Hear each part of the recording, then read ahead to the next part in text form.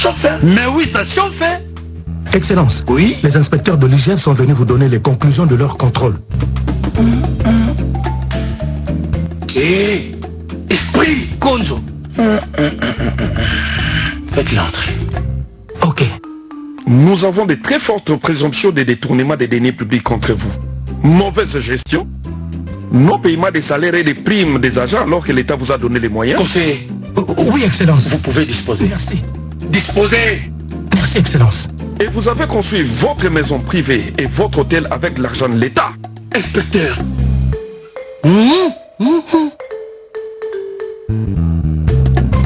C'est la famille. On peut toujours arranger. Et je peux encore ajouter, madame. Vous aggravez votre cas, Excellence. Le rapport sera transmis au parquet. Madame, le linge sale, c'est l'homme en famille. Le parquet vous attend, monsieur. Inspecteur, Bilou Boulimbi Sakate. État des droits. Eh maman, eh mbadi mama monwe. Le tribunal vous reconnaît coupable du détournement des deniers publics et vous condamne à 20 ans d'emprisonnement ferme sans possibilité de libération conditionnelle. Le tribunal ordonne la confiscation de tous vos biens et vous interdit l'exercice de tout mandat politique au public pendant 10 ans après l'apurement de votre peine. Avez-vous quelque chose à dire? Monsieur le juge, qu'est-ce que votre tribunal va faire de tous ceux qui m'ont poussé à voler? À chacun son tour. Le tribunal ordonne votre arrestation immédiate. Policiers, exécutés.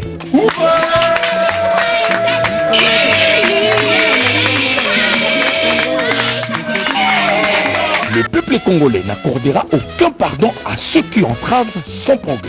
Message de l'inspection générale des finances.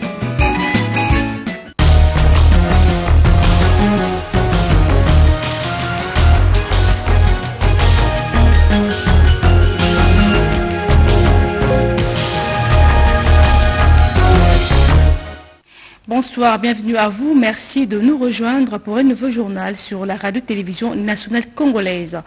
La République démocratique du Congo renoue avec le Fonds monétaire international. Un programme formel est en discussion.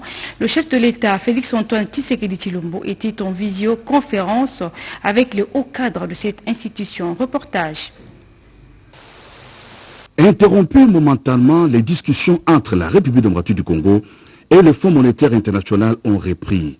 Par visioconférence, le président de la République, Félix-Antoine Tshisekedi Tshilombo, a échangé ce jeudi 27 mai 2021 avec le chef de mission du FMI à la tête d'une délégation de cette institution de Bretton Woods, parmi laquelle son représentant pays. Du côté de la RDC, on a noté la présence du ministre des Finances, Nicolas Kazadi, et du directeur de cabinet du chef de l'État, Guilain Yembo. Il ressort de cette entrevue l'accord sur le programme du Fonds monétaire international avec la République démocratique du Congo. Ce programme, attendu par la RDC, vient d'être accepté par le FMI, a indiqué le directeur de cabinet du chef de l'État, soulignant que ces derniers ouvrent la voie au financement du FMI et des différents autres partenaires qui attendaient l'aboutissement des négociations entre la RDC et cette institution internationale.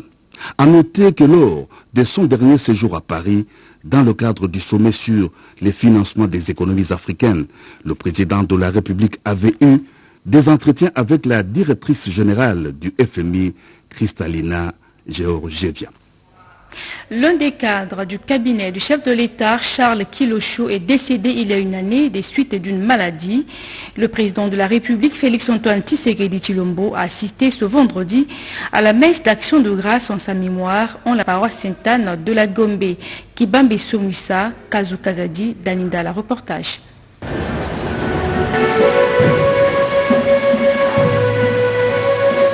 En ces mois de mai 2021, Charles Kilosho totalise une année depuis sa disparition de la terre des hommes.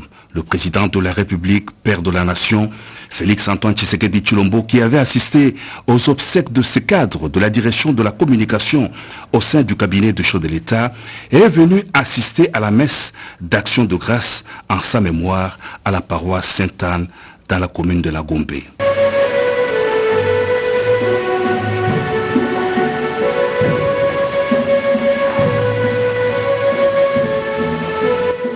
L'abbé Camille Moulumba, qui a accueilli le chef de l'État à son arrivée, a dans son homélie salué d'entrée de jeu sa présence dans l'église en dépit de ses multiples occupations.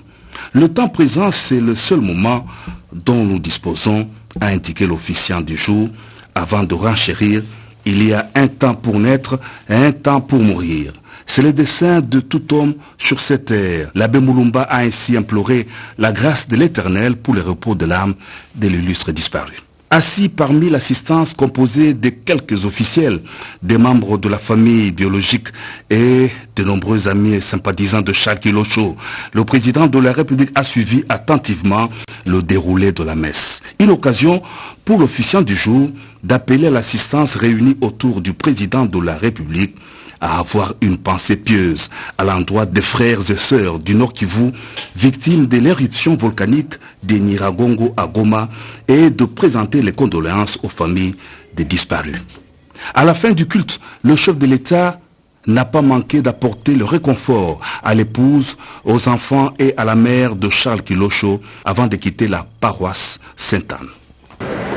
Et on prend tout de suite la direction de Goma, de la province du Nord Kivu. Les déplacés vivent un calvaire. Il faut de l'aide humanitaire pour appuyer les efforts du gouvernement. Un problème se pose avec insistance. Images et commentaires. Les habitants vivant autour de l'aéroport international de Goma bénéficient de l'eau potable grâce à la régie des voies aériennes à partir de ce vendredi 28 mai 2021.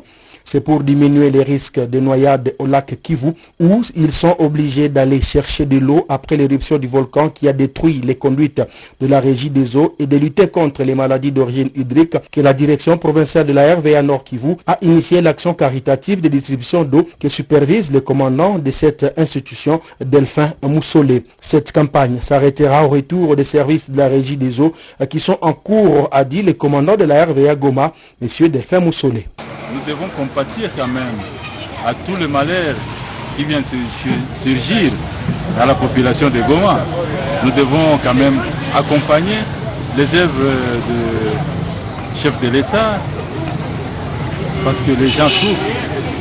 D'ici jusqu'au lac, ils vont puiser de l'eau avec tous les risques possibles. Les enfants peuvent facilement se noyer dans les lacs. Et la RVA a un camion citerne. Pourquoi garder les camions? Et voilà donc, nous avons dit de mettre les camions à la disposition de la population.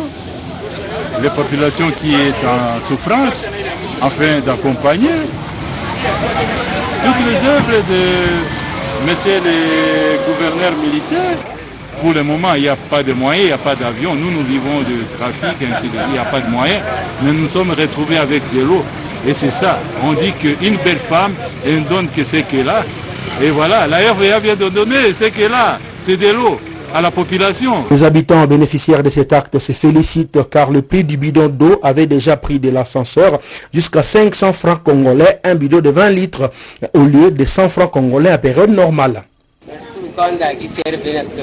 Le choléra signalé à Saki, une localité du territoire de Massissi dans la province du Nord Kivu. Quelques cas sont déjà enregistrés devant l'afflux des déplacés de Goma. Situation inquiétante à prendre au sérieux afin de limiter les dégâts. Suivez. Le choléra est déjà déclaré dans le groupement Cameroun en chefferie Bahoundé, territoire de Massissi. 12 cas confirmés par le centre avant l'arrivée des déplacés sont déjà traités dans différentes structures sanitaires, a dit le Mwami Primo Bitibou Baouma, qui espère que la solution dans la lutte contre cette épidémie sera rapide pour éviter des pertes en vie humaine au regard de l'envahissement de la contrée par les déplacés. Il y a le choléra qui est déjà déclaré.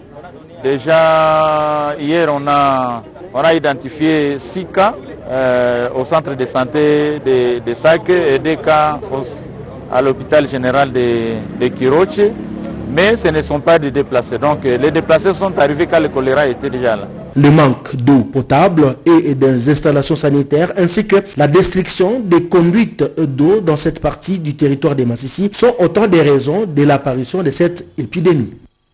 À la primature, le chef du gouvernement Jean-Michel Sama Lukonde Kyenge s'est entretenu avec une délégation de la FECOFA conduite par le ministre des Sports Serge Condé. La dite délégation est venue présenter le nouvel entraîneur des Léopards de la RDC. Reportage Pati Tondouang, Marcel Moubinga.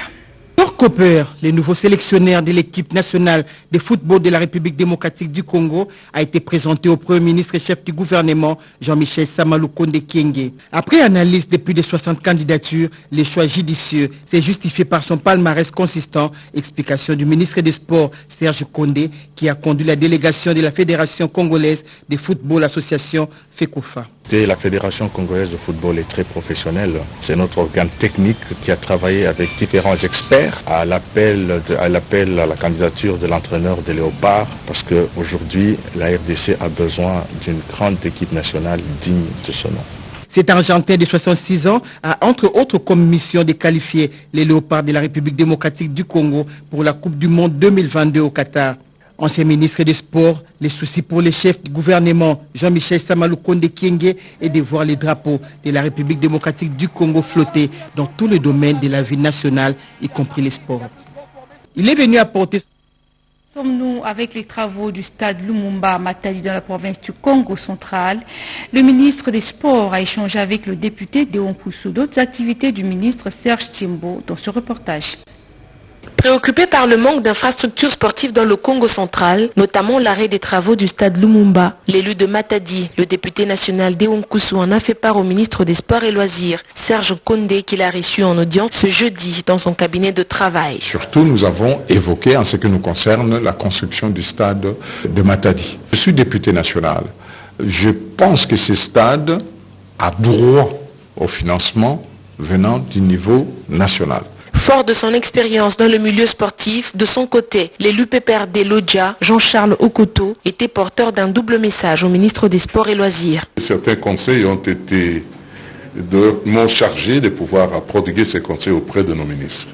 Et en même temps les féliciter, tout en n'ayant pas oublié aussi le président de la République qui a répondu à notre vœu. La révolution que nous avons faite, c'était juste pour que nous puissions aider le chef de l'État, contrairement aux autres qui disaient qu'ils seront derrière le chef de l'État, mais nous disons nous serons avec le chef de l'État. Néanmoins, pour la deuxième raison, ma petite expérience au niveau des sports, nous avons décidé également de partager avec lui. Parce que cette petite expérience, vous savez, le ministère que gère le ministre aujourd'hui, c'est un ministère clé.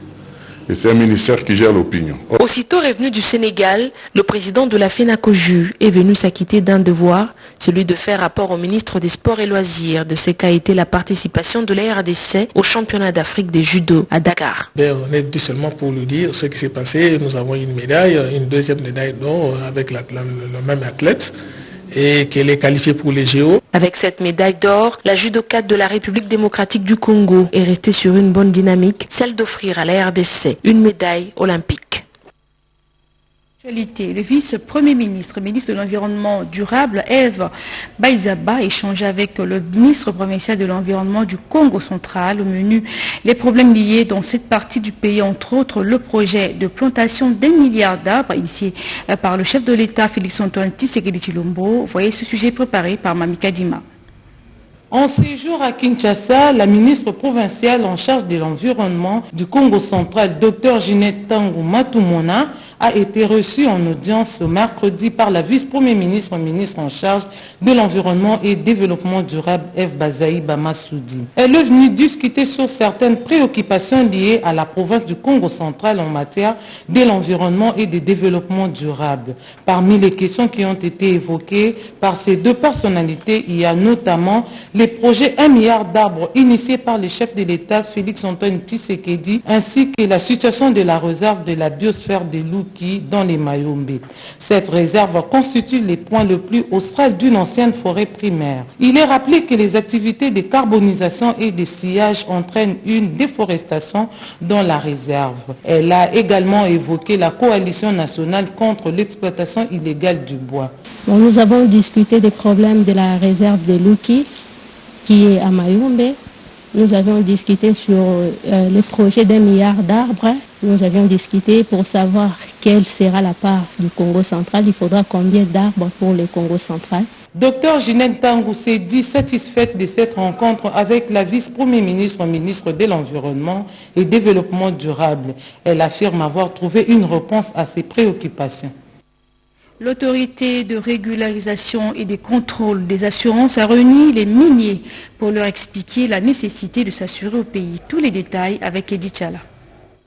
Afin de se conformer aux prescrits du Code des assurances et rentrer dans la légalité, un collectif des représentants des principales sociétés minières de la République démocratique du Congo est venu consulter l'autorité de régulation et de contrôle des assurances ARCA mardi 25 mai 2021. C'est au siège de l'ARCA que le directeur général AI de cet établissement public, Alain Kaninda, a tenu cette séance de travail qui s'est voulue pédagogique mais aussi préventive. Les opérateurs miniers, dont certains sont venus spécialement de l'Ituri, du Haut-Katanga, du Kivu et du Lualaba, ont pu obtenir les éclaircissements de l'autorité en vue d'une conformité totale à la loi. La lutte contre l'évasion des primes est une des préoccupations du gouvernement Sama Lukonde, tel que repris dans le programme d'action reflétant la vision du chef de l'État. Bon, nous avons eu une demande de la part des plusieurs sociétés minières à la suite en fait d'un travail que l'ARCA a engagé.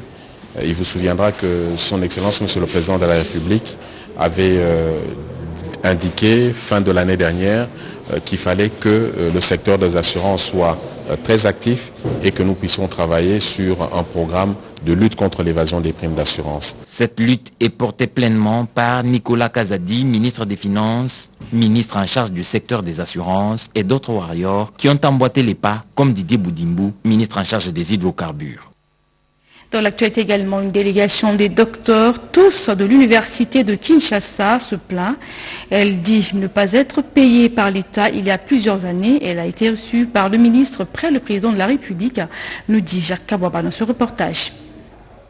Des docteurs, même un professeur ordinaire, tous de la colline inspirée, l'université de Kinshasa bien sûr non payés selon leur grade depuis des années pour la simple raison du manque de mécanisation et régularisation de leur situation administrative. Ils ont porté leur doléance auprès de la ministre et après le président de la République, Nana Manonina Kyumba Sekwa, professeur. C'est pour la recherche des solutions face à une situation tant décriée et qui ne dit pas son nom. Certains viennent de soutenir leur thèse mais ne sont pas encore mécanisés. Certains autres déplorent le fait que les démarches sont devenues individuelles au point que les uns soutiennent aujourd'hui et les mois suivants ils sont payés alors des autres triment des années sans être mécanisés. Une injustice a élu domicile au sein de l'appareil administratif du pays qui accorde des faveurs à certains nouveaux docteurs qui ont directement accès à leur dû au détriment d'autres qui doivent hisser les talons de leurs chaussures pour avoir gain de cause. Une situation qui, selon eux, doit être réglée par un traitement global et officiel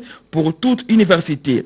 Seul l'État peut offrir une réponse définitive et satisfaisante. D'où ces plaidoyers auprès de la ministre et auprès du président de la République. Professeur Nana Manonina Kyumba a pris à bras le corps ces dossiers qu'elle a promis de soumettre à qui des droits. Vous le savez, le monde entier a célébré ce jeudi 28 mai la journée mondiale de l'hygiène menstruelle. À cette occasion, la Fédération de la diaspora congolaise que préside Maître Dieudonné Tibois Mbouyi a sensibilisé les filles de l'orphelinat Mama Koko à Mongafula sur l'hygiène pendant les règles. Celle-ci a remis un don de vivres et non-vivres à cet orphelinat. Séverine Pascal Katanda nous en parle. La journée mondiale de l'hygiène menstruelle célébrée le 28 mai de chaque année a été une opportunité pour la Fédération de la diaspora congolaise que préside Maître Dieudonné Tibois Mbouyi de sensibiliser les jeunes filles de Kinshasa sur la propreté pendant les règles. Pour atteindre cet objectif, la Fédération de la diaspora congolaise a ciblé l'orphelinat de Kimbondo dans la commune de Mongafula, communément appelée Mama Koko.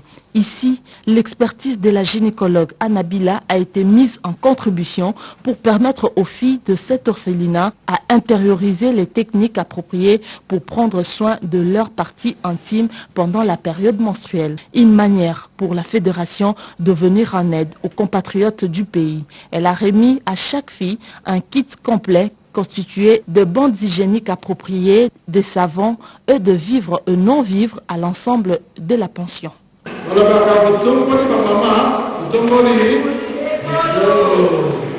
Éduquer une femme, c'est éduquer toute une nation. Ce que nous vous avons apporté est une contribution de nos frères et sœurs de la diaspora qui ont pensé à vous. Nous vous appelons à en faire bon usage.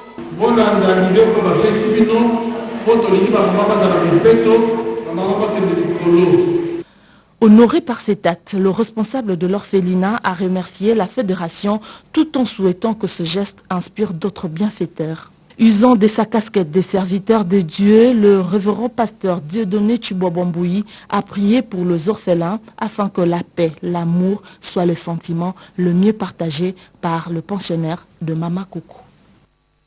Sachez tout de même que la partie spoliée du patrimoine de l'INBTP a été remise sur décision de justice à cette université.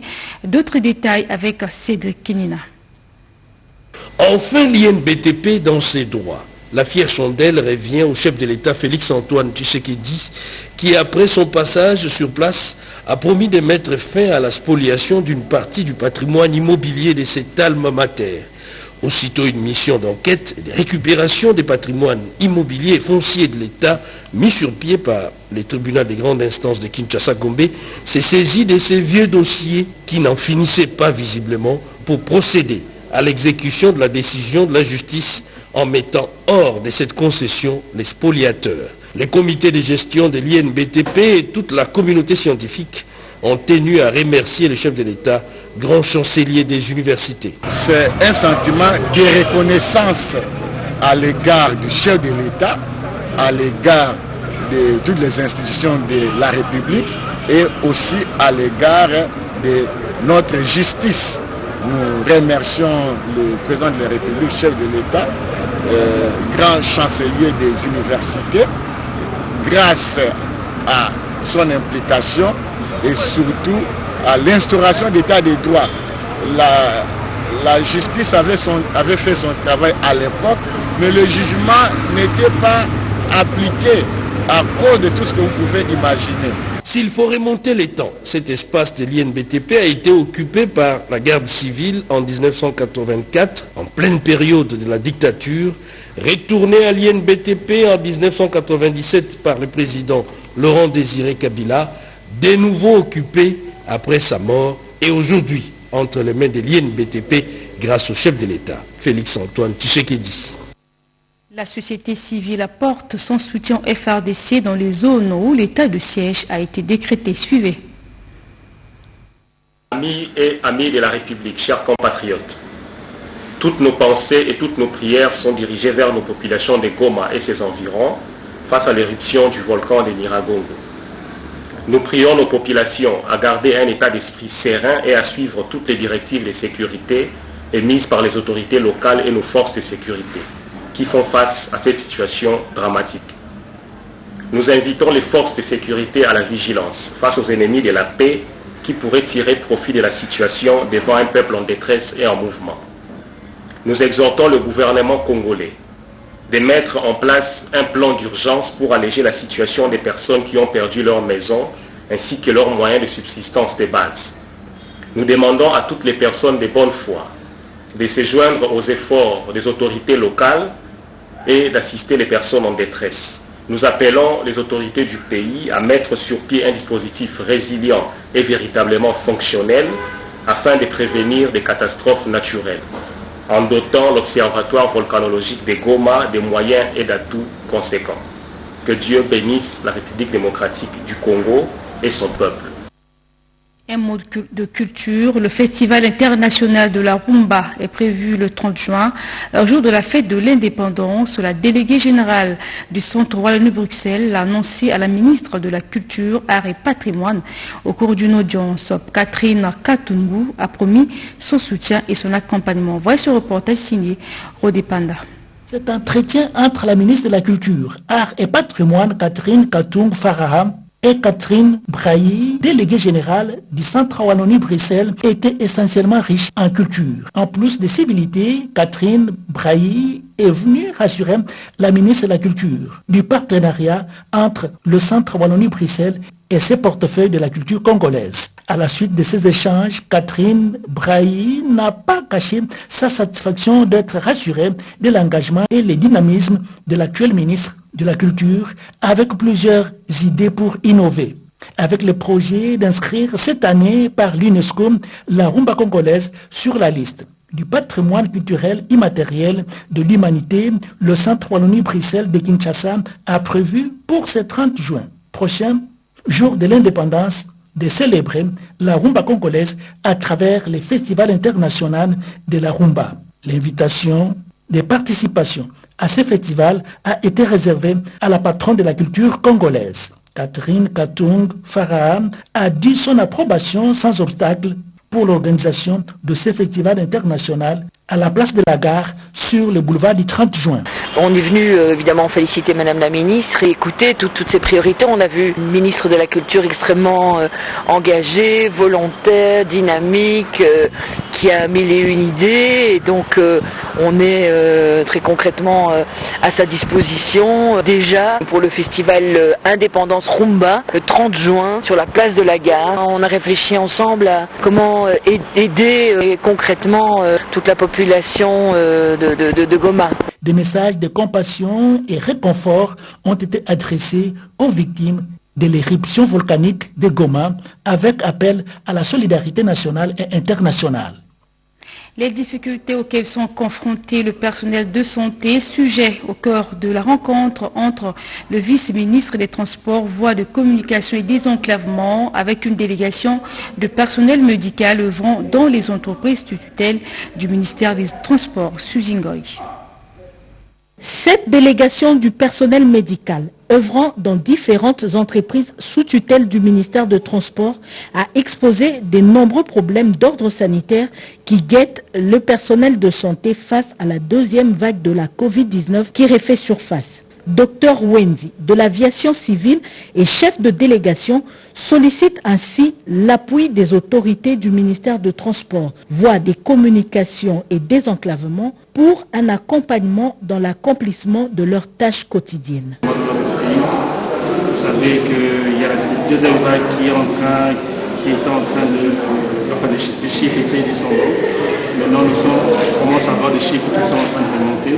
Il fallait quand même présenter tous ces problèmes-là à l'autorité, pour voir dans quelle mesure ils peuvent nous aider, nous appuyer pour que nos différentes structures. Le vice-ministre des Transports, voies des communications et désenclavement, Marc Ekila, attentif aux doléances de cette délégation, a promis de transmettre leurs préoccupations au ministre des tutelles pour une solution durable. La délégation a remis par ailleurs, à titre symbolique, au vice-ministre des gels désinfectants, des masques et quelques médicaments comme geste interpellateur lié à la protection du personnel contre la pandémie de la Covid-19. Mais bien avant les échanges avec le vice-ministre, la délégation a rencontré le ministre Chéribin Okendesenga pour un bref entretien. Au ministère du Genre, Famille et Enfants, la ministre Gisèle Ndaya Luseba a eu les entretiens avec une délégation du World Vision, Wallonie-Bruxelles et l'équipe de la Sofepadi. Le contenu de cette rencontre dans ce reportage signé Yolande Voka. À quelques jours du lancement de la campagne Tolérance Zéro décrétée par le chef de l'État Félix-Antoine Tshisekedi, la ministre du Genre, Famille et Enfants Gisèle Ndaya Luseba multiplie les contacts avec différents partenaires engagés dans la lutte, non seulement pour la promotion des droits de la femme, mais aussi des droits de l'enfant. Jeudi 27 mai 2021, Gisèle Ndaya Luseba a reçu tour à tour en audience la délégation de World Vision, conduite par Farida Eliak, puis celle de Wallonie-Bruxelles en République démocratique du Congo, avec en tête Catherine Braille, déléguée générale de ces structures socio-culturelles. La boucle des activités du jour était avec les échanges que la patronne du genre a eu avec l'équipe de programme Sofepadi Kinshasa, conduite par Madame Rhoda Makwala. Désiré Cachemire Kolengele, ministre du numérique, déterminé à faire du secteur numérique une priorité. Cette vision a été expliquée à la directrice du Centre Wallonie-Bruxelles et l'ambassadeur de France en République démocratique du Congo. Reportage, Patience Boulou. Le ministre du numérique élargit son assiette de contacts pour rendre efficace son action sur le terrain. Avec l'ambassadeur de France en République démocratique du Congo, Pujolas, les échanges ont porté sur le plan d'action du ministre Désiré Cachemire Kolengele. Nous avons partagé avec lui un certain nombre d'orientations qui sont suivies par la France et la RDC dans le cadre de notre partenariat commun. qu'il s'agisse d'aide à la gouvernance publique par l'Agence française de développement qui travaille notamment à un projet stratégique d'interconnexion des régies financières, des régies de recettes pour améliorer la transparence et l'efficacité de la gestion des finances publiques. On est en plein dans le numérique et je crois que ce projet qui va se développer a recueilli toute l'attention du ministre. Le secteur de l'éducation est parmi ceux qui doivent être numérisés en priorité. La directrice du Centre Wallonie est revenue sur cette question avec les patrons du numérique. Écoutez, d'abord féliciter Monsieur le ministre, écouter aussi toutes ces priorités et puis lui dire que modestement, voilà, nous, la Wallonie, la Fédération Wallonie-Bruxelles, bien sûr, on était à disposition. Je pense qu'il est très intéressé par le programme IFADEM, c'est un programme de formation à distance des maîtres. Déterminé à mettre en place la politique du chef de l'État Félix Antoine Tshisekedi Tshilombo dans le domaine du numérique, le ministre Désiré Cachemire Kolongele Ebérand n'épargne aucun effort. On en vient maintenant à cette activité dans le domaine des mines à travers ce reportage. Regardez. La République démocratique du Congo a la grande fierté d'abriter sous son sol une entreprise minière disposant de la grande réserve de minerais de cuivre dont l'exploitation optimale propulsera notre pays au deuxième rang mondial de producteurs de ce minerai. C'est à travers le projet Kamoa-Kakula qui a produit son premier concentré de cuivre depuis mercredi 26 mai 2021. La phase de la production proprement dite aura l'avantage d'octroyer à notre pays la capacité de passer d'1 500 000 tonnes actuelles à plus de 3 millions de tonnes l'an. Installé depuis 5 ans en RDC, Kamoa Copper SA, filiale d'Ivanhoe Mine, s'est investi jusque-là dans l'exploration souterraine et construction de son usine en s'appuyant sur une main-d'œuvre forte de 8000 travailleurs. Le social est pris en compte dans le projet Kamoa Kakula. En dehors de la construction de maisons pour les communautés riveraines, l'entreprise accompagne ses travailleurs à obtenir des crédits pour la construction de leur logement dans le projet Housing, sans oublier le mécanisme d'accompagnement de ces sous-traitants à obtenir des crédits pour le développement de leurs activités. En plus de grandes annonces, ce point de presse a permis à la présidente d'Ivanhoe Mines, Mama Chloé, de remercier le fondateur du groupe pour sa vision ainsi que tous les partenaires qui ont aidé le groupe à accomplir ce travail en RDC. Pour l'administrateur du groupe, le projet Kamoa Kakula doit profiter premièrement aux Congolais et au continent africain. Et ce communiqué avant de boucler cette édition du journal, la Régie des eaux, sa direction provinciale de Kinshasa informe ses abonnés de la partie centre de la ville que suite aux travaux de réparation des fuites sur la conduite DN500 qui interviendra ce samedi 29 mai 2021 sur l'avenue du 24 novembre à partir de 8 h juste. Par conséquent, des manques d'eau et perturbations seront observés dans la fourniture d'eau dans les communes et quartiers ci-après Gombe, Parti, Sosimat et de la Science, Lingwala, Kasavubu, Matonge, Kinshasa, Barombu et une partie de Kintambo. La Régie des eaux a prie les abonnés concernés de bien vouloir se constituer des réserves d'eau et de l'excuser pour ce désagrément. Elle les rassure du rétablissement de la desserte dès la fin des travaux faits à Kinshasa le 28 mai 2021 pour le directeur provincial de Kinshasa, Matundu Mpaka, directeur distribution de Kinshasa. Voilà, mesdames et messieurs, c'est la fin de cette édition. Merci de continuer à nous suivre partout dans le monde. Au revoir.